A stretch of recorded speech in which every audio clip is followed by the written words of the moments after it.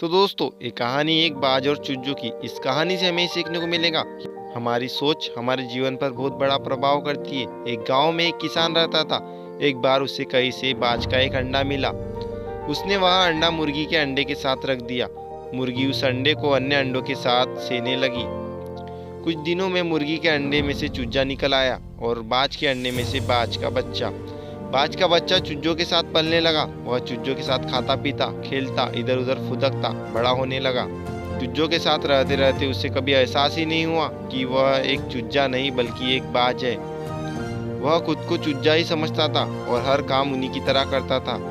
जब उड़ने की बारी आई तो अन्य चूजों को देखा देखी वह भी थोड़ी ऊंचाई तक उड़ा और फिर वापस जमीन पर आ गया।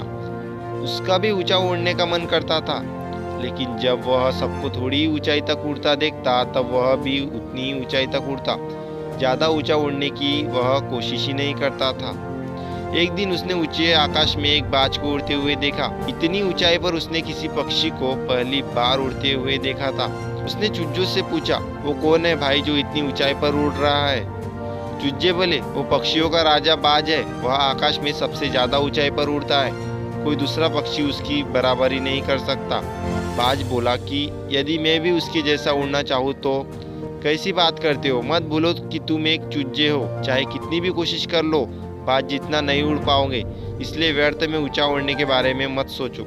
जितना उड़ सकते हो उतने में ही खुश रहो। बाज ने यह बात मान ली और कभी ऊंचा उड़ने की कोशिश ही ना की। बाज होने बावजूद भी वो पूरी जिंदगी मुर्गी के समान जीता रहा।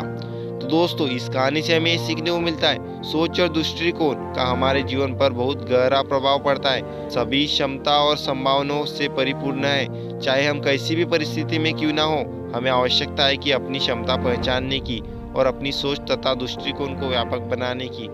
हम स्वयं को चूजा समझेंगे तो चूजे ही बनेंगे और बाज समझेंगे तो बाज बनेंगे। खुद को कम ना समझे, अपनी क्षमता को सीमित ना करे, बाज बने और जीवन में ऊंची उड़ान भरे।